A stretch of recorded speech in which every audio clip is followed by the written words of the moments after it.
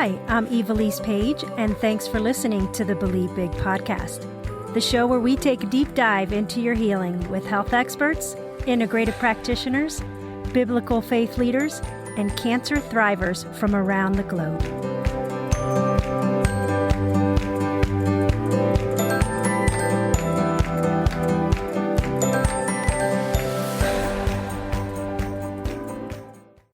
Welcome to today's episode on the Believe Big podcast. My name is Evilise Page, and it's an honor to spend this time with you. We all know that exercise is vital to a healthy life. But what about during cancer treatments? How does one know what's safe and beneficial? What does the latest research show? Today, you will hear from my friend Abby Dixson, who is a medical and cancer exercise specialist, to talk about these very things.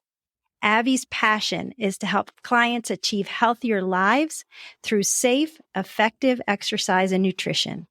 She has many certifications, including medical exercise and post-rehab conditioning specialist, is certified by the Cancer Exercise Training Institute, and is the owner and operator of MediFit. She is married to her husband and cancer thriver, Abby Dixson, for over 40 years. Welcome, Abby, to the show. Thank you. Before we begin, our listeners are always interested in finding out what our guest's favorite health tip is. And so can you share yours with us? I sure will. My mantra and favorite saying is movement is medicine. I have that painted over the mirror of my studio. So the first thing individuals or students will see when they come in is that saying, movement is medicine. It sure is. It's when we stop moving that problems start to occur, whether we are in a healthy state or in a sick state. It's so important to keep moving. So I love that. Movement is medicine. So Abby, can you share with us what got you interested in this side of exercise training? I actually began my fitness career as a group fitness instructor. I had studied dance prior to that, but began teaching fitness in the late 80s. And that kind of was a launching pad for my desire that I've always had to help and encourage individuals to take charge of their health. And I found after a couple of years that students would come to me with different kinds of medical questions, health-oriented challenges, and I need to pursue further certification. So I went on and certified to the American Council on Exercise as a personal trainer and obtained several more certifications, including a medical exercise specialist, post-rehab conditioning specialist, what is now the Medical Exercise Training Institute. Early in my practice, I would have women and men come to me who had a diagnosis of cancer, whether it was a breast cancer, prostate cancer, thyroid cancer. I had a client with uterine and ovarian cancer. And I realized early on that not one exercise fits all, that there were specific protocols, and I need to understand what the whole cancer process was, including chemotherapies, radiations, and the effect on the body as a person was going through this, and then the after effects, especially with surgeries. And then I had taken some courses through the American College of Sports Medicine as a cancer exercise physiologist, but then certified as a cancer exercise specialist through CD, which is the Cancer Exercise Training Institute. And so that's really how my journey began. Also, my husband was diagnosed with cancer in 2010 with a rare soft tissue sarcoma. And even though I had already been working with cancer patients periodically, that kind of thrust me into a little more research and understanding of the complexities of exercise recovery for cancer patients. You've been a friend of Believe Big for many years, you and Jamie, and I was just so excited. And I'll share with those who are listening that you shared with me before we started today, the broadcast, that Jamie is now 5 years NED, no evidence of disease of his sarcoma. So that is just fabulous.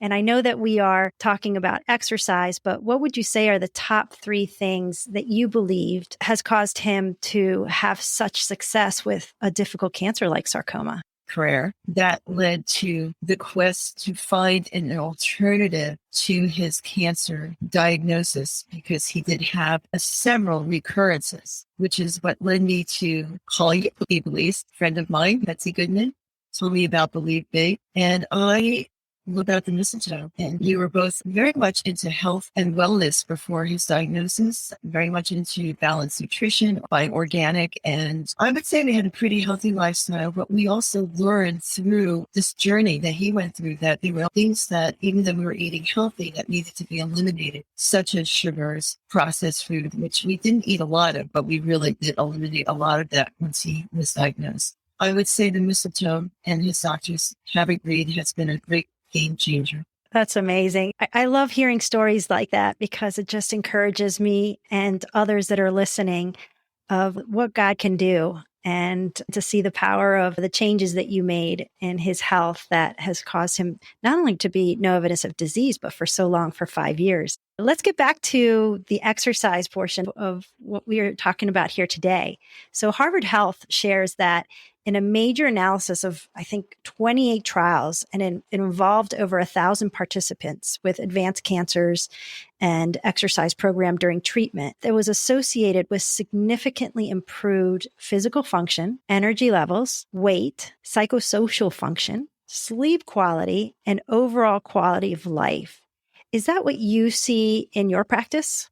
Absolutely. And there have been many studies that confirm this. Individuals who pursue, whether they were exercising prior to their diagnosis or not, when a person makes the decision that they want to get stronger, they need to improve their endurance. They want to improve their flexibility because, as we know, certain treatments such as radiation therapy can cause fibrosis, stiff joint, depending on where the radiation has occurred. And they want to stay agile as much as possible post-surgery. And it also helps with helping a person deal with the normal challenges, emotional challenges that one can have once they have a diagnosis. There's many challenges. Cancer can be a game changer in terms of how your life looks. So it helps with mood and helping the person feel that they are taking charge of their body, where this diagnosis has interrupted that sense of control. Yeah, I completely agree. I'm so grateful that I was physically fit before I got sick. After my surgeries, I remember it was difficult to even get out of bed for my walks around the hospital. I couldn't imagine how much more difficult it would have been for me if I didn't start off being strong, but not everyone is at that point from the beginning. What do you recommend for patients who have never really exercised? Is it okay for them to start during treatment? Yes. And several years ago, doctors would hesitate, but more and more doctors are saying, yes, do some type of movement therapy, whether it's just 5 or 10 minutes of stretching, breath work, shoulder shrugs, doing ankle pumps, moving your feet a little bit, wiggling your toes, marching in place, whether it's standing or seated. Doing little, I always say to my clients, small steps make big strides. So starting with just small amounts of movement. And as you said, it was hard to get out of bed, even to get to the bathroom. But just making small intentional steps can gain great gains. Yeah, I experienced, and I know many listening too, experienced cancer-related fatigue after my surgeries. And for those who aren't familiar with cancer-related fatigue, it's different from fatigue without cancer. It doesn't get better with rest. So some people with cancer-related fatigue may even feel too tired to eat or to walk. And it can last for months or even years. And there are many things that can be done to manage it. And for me, mistletoe was at the top of the list. One of the properties of mistletoe is that it increased my energy levels and strength post-surgeries. But I also read, as I was preparing for today's episode, that light exercise like walking or riding a bike can help as well. What have you found to be best for patients who experience that cancer-related fatigue, that the thought of exercising is even overwhelming? It depends on the type of cancer and the type of treatment. I always say walking because we can walk around our home. We can walk to the mailbox. We can do small activities of daily living that require movement. And sometimes that might be the best a person can do for a month, 2 months, sometimes 6 months after treatment. But just being intentional to do something There's a lot of inflammation, and we want to improve circulation however we can to reduce the inflammation and to boost immunity, and that will also boost mood. So when we feel like we are able to do tasks, even if it's sitting at our desk and opening up the mail, something that requires movement, getting up and down out of a chair. For some individuals might be just sitting at their table, potting plants, and then getting up and down 2 or 3 times. I always encourage individuals to stand by their sink and do heel raises, just 5-10 heel raises, just small incremental things that will improve mobility, agility, and endurance. And eventually we build on that. And one of my biggest concerns with clients who have gone through radiation is lymphedema. And so we want to make sure that a person be cautious in certain types of activities, especially on the side of the body where there has been a surgical process or radiation. So helping that person understand what their contraindications are for them in exercise is also extremely important. What do you say to patients who have lymphedema? If they have been diagnosed with lymphedema, we want to make sure that they have gotten the care that they need, through a lymphedema specialist. But if it's managed, I always will require that my clients wear a compression sleeve on the side of the body. If they've had a mastectomy on the right side, that they wear the compression sleeve. I always measure and make sure there's no indication of changes in between sessions. We do lymphedema drainage movements, exercises, reaching up with our hands and doing different things to make sure that we're moving that lymphatic fluid through the thoracic duct. If it's lower extremity that the surgery has occurred, we do things on our back, like pelvic tilts and different types of movements, stretching movements to get that circulation going and to get that fluid moving out to release those toxins. That's great. Thank you. Thankfully, I didn't have the lymphedema, but I know that many patients suffer through that. So those are some great things that people can do even at home. Right. Is there a best time to exercise for those who are going through treatment? When you feel able to. Some of us are morning people, some of us are midday, some evening people. And as you mentioned, it depends on fatigue. I know that in my husband's case, the mornings are tough for him. His morning starts best around 11 a.m., but he is definitely a night person. So come late afternoon is his best time to exercise. And how does one know how much is too much, especially someone who has always exercised and they're used to doing certain amounts? What are some guidelines or things that they should watch out for to know that they're not overdoing it? I always say post-surgery to really start very carefully, 10 to 15 minutes of walking or until you feel tired. When a person's gone through chemotherapy, sometimes there's some residual effects such as breathlessness or anemia. So we want to make sure that there's nothing that is creating added complications to exercise. We always want to make sure that they have clearance to exercise from their doctor. And of course, the American College of Sports Medicine recommends 3 to 5 times a week, up to 30 minutes, maximally 45 minutes. But that doesn't mean that it's totally at the same time. You could do a 10 to 15-minute walk earlier in the day. I will guide clients in doing resistance work with light weights, but it really depends on the condition of the person, their fitness level prior to their surgery and treatment, and where they are when they want to start. So always start out very conservatively, and then we gauge how progression of their exercise program should move forward. And so that's why consulting with a cancer exercise specialist is really important. A person, for example, who's waiting for construction after a mastectomy, there are definitely things that individual should not do, such as chest press and things of that nature, because they can cause major problems for themselves. So I really recommend a person contact someone who is certified and highly qualified to guide a person in their individual program. So individuals a lot of times feel like exercise should be hard and rigorous, and that is not the case. I agree. And it's just like you said, moving, getting the blood flowing. It's helping your cells to recover and continuing on with that flexibility. Like you said, it could just be walking to the mailbox to get the mail and coming back. So that was great advice. And I always recommend put on music that just inspires you and that's upbeat and will help with your breath. It's such a great motivator, music. It really is. What about patients that have nerve damage in their legs? What do you recommend for them? It depends if it's neuropathy, chemo, or if there's been some type of nerve that has been damaged. I do a full assessment. I do a postural assessment. I review range of motion. Certain movements may cause tingling and discomfort. So I recommend gentle stretching, not going beyond where you feel any kind of residual pain. We don't work through pain. You may feel some discomfort, but we don't want you to be working through pain. So the nerve pain can be a result of a temporary thing, or it can be long-term. So I always prescribe and design a stretching program that would enhance circulation, that would help to support the tendons and the ligaments so that they can release oxygenated blood to the muscles to help reduce some pain that a person is experiencing. Does exercise help to prevent lymphedema?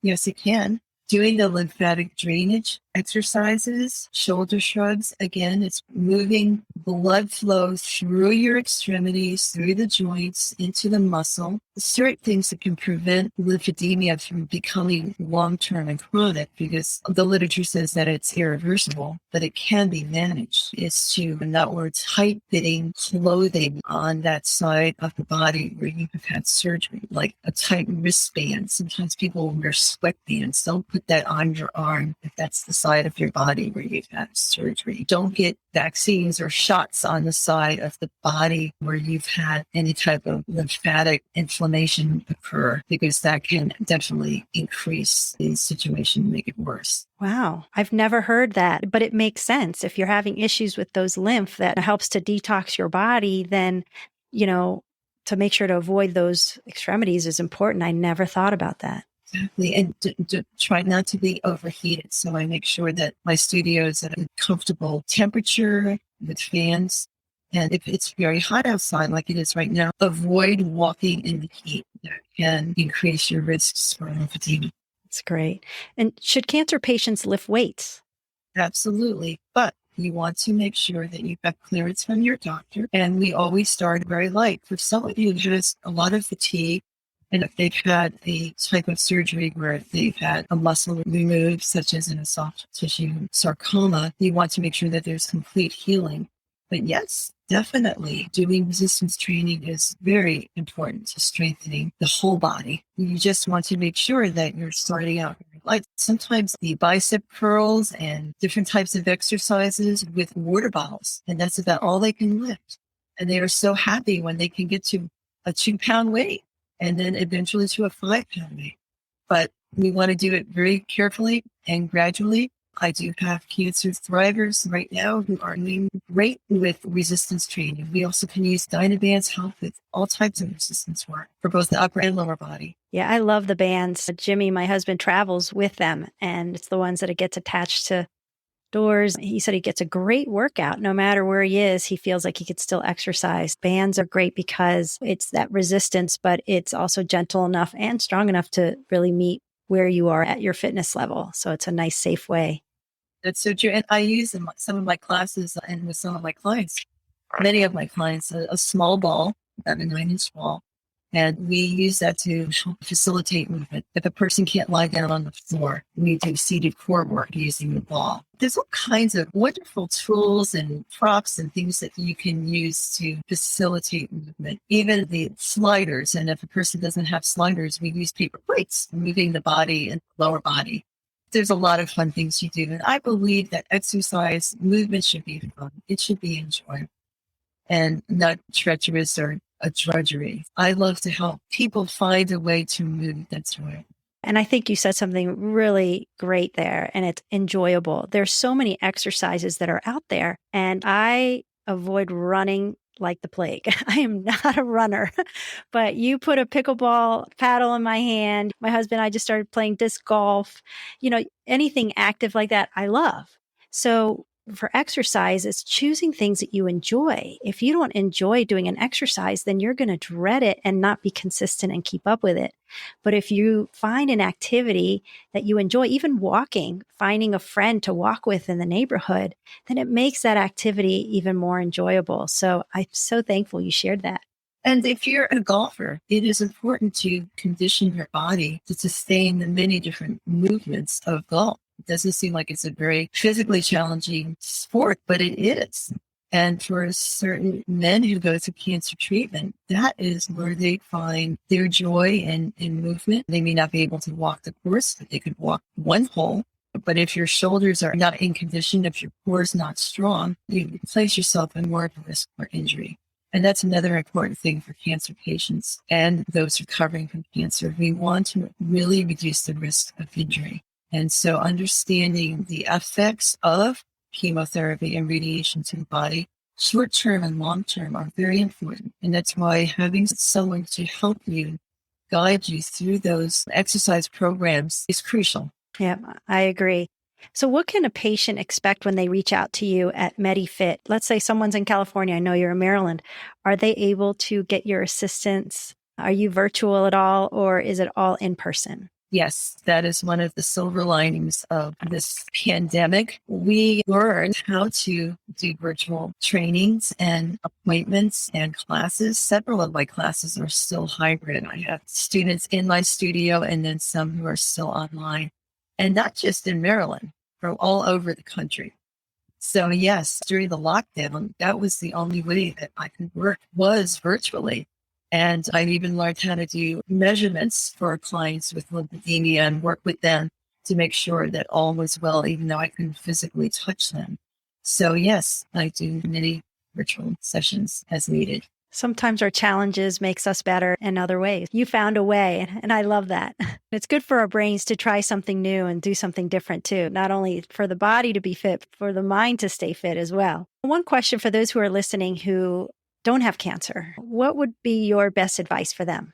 Get moving. I always tell my clients and my family and my friends, children, if you eat, you brush your teeth, you need to move. It's a lifestyle that needs to be hardwired into who we are. And the benefits for preventing diabetes, heart disease, which is the number one killer of women. So many autoimmune conditions that can be managed through effective and safe exercise can so improve the quality of our lives. And not just for the actual exercise program that we're doing. I love when I see someone gain and make strides forward. I can do a plank. I didn't even think I could even, get on my elbows and hold that plank. And we start with 10 seconds. And if that's what we can do, that's fantastic. But it's just that we can better do the things that we enjoy. So it applies to every arena of our lives. That's why my favorite saying is movement is medicine. I love it. Abby, in our last minute or so here, is there anything that I haven't asked you that you would feel is important to share? I just want to encourage all of the listeners. Everyone is an individual. And with each person, regardless of your relationship with exercise in the past, you can achieve a healthier lifestyle with exercise. Whether you join a group fitness class or are a solitary walker, the benefits will so improve the quality of your life and mood and ability to do the things into your 80s and 90s. Well, that's my goal. I want to be active until the very, very end. And you gave some really great advice today. I just appreciate you and Jamie so much. And thank you for all that you do for us at Believe Big and the patients that you help every day. You give not only of your knowledge, but of your heart, and it shows through. And so I just wanted to thank you for taking the time today to speak with us and to share with us your knowledge for those who are listening. Well, thank you so much, Evelise, and thank you. You're an inspiration to all of us.